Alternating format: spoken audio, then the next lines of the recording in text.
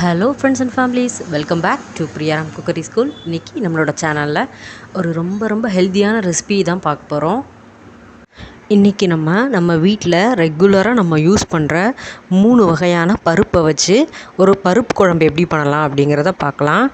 நம்ம சேனலை first time பார்க்குறவங்களா இருந்தால் மறக்காமல் சப்ஸ்கிரைப் பண்ணிடுங்க. அப்புறமா அந்த பெல் ஐக்கனை ப்ரெஸ் பண்ணுங்கள். அப்போ தான் நான் போடுற வீடியோஸ் உங்களுக்கு நோட்டிஃபிகேஷனில் காமிக்கும். வாங்க இப்போ ரெசிபிக்குள்ளே போகலாம். நான் இன்றைக்கி துவரம்பருப்பு, பாசிப்பருப்பு, உளுந்தம்பருப்பு இதை 3 வச்சு தான் இந்த குழம்பு செய்ய போகிறேன். நான் இப்போ பருப்போட ரேஷியோ என்னன்னு சொல்லிடுறேன். 1/2 கப் உளுந்தம்பருப்பு எடுத்துக்கிட்டிங்கன்னா துவரம்பருப்பும் பாசிப்பருப்பும் சேர்த்து 1/4 கப் எடுத்துக்கோங்க. இதுதான் ரேஷியோ. உளுந்து நம்மளுக்கு அதிகமாக இருக்கணும். இந்த குழம்புக்கு நம்மளுக்கு தேவையானது என்னென்னா 2 மீடியம் சைஸ் தக்காளி, ஒரு பெரிய வெங்காயம் எடுத்திருக்கேன். அதை 2யுமே நல்லா க்ளீன் பண்ணி வாஷ் பண்ணி எடுத்துடலாம். இப்போ நம்ம வெங்காயம், தக்காளி 2யுமே நல்லா க்ளீன் பண்ணி எடுத்தாச்சு.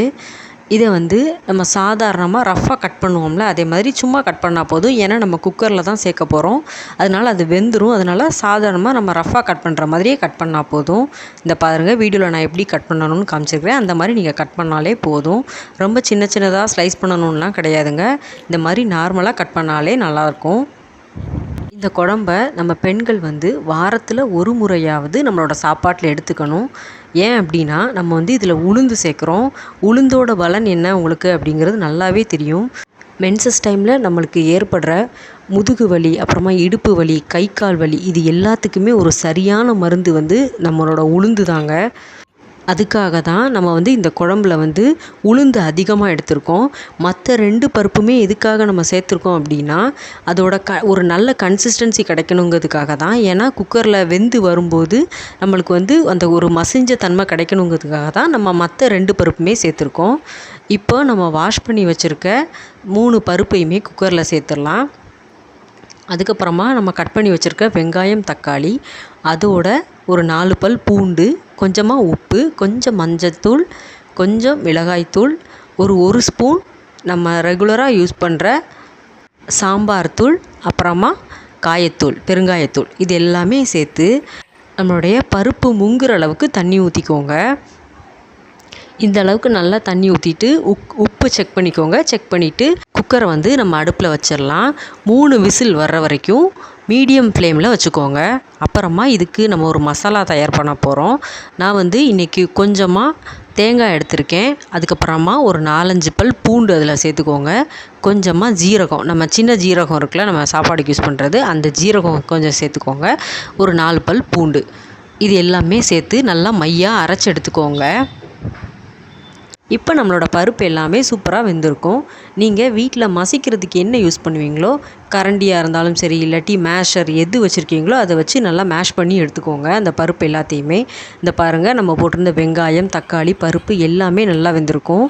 நான் சொன்ன மாதிரி அந்த நம்மளோட பாசிப்பருப்பும் துவரம் பருப்பும் ஒரு நல்ல ஒரு கட்டித்தன்மை கிடைக்கிறதுக்காக தான் நம்ம அது சேர்ப்போம். மற்றபடி உளுந்து தான் இதில் அதிகமாக இருக்கணும். இந்த மாதிரி நல்லா வெந்ததுக்கப்புறமா திரும்பியும் நம்ம ஸ்டவ்வில் எடுத்து வச்சுட்டு நல்லா கொதிக்க விடலாம் குழம்ப. அது ஒரு நல்லா கொதித்ததுக்கப்புறமா நம்ம அரைச்சி வச்சுருக்கிற தேங்காய் பேஸ்ட்டை அதில் சேர்த்துடலாம். கூட கொஞ்சம் தண்ணி ஆட் பண்ணி நம்ம நல்லா இந்த மாதிரி கலந்து விடுங்க. நல்ல கொதி வரட்டும். இப்போது குழம்பு ஒரு சைடு தயாராகிட்டு இருக்குது. நம்ம இப்போ அதுக்கு தேவையான தாளிப்பு ரெடி பண்ணிடலாம்.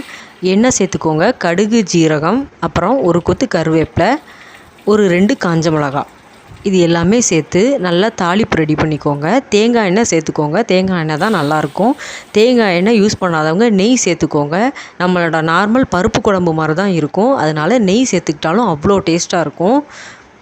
இப்போ நம்மளோட தாளிப்பை நம்மளோட குழம்புல சேர்த்து ஒரு கொதி வந்ததுக்கப்புறமா ஸ்டவ் ஆஃப் பண்ணிடலாம்.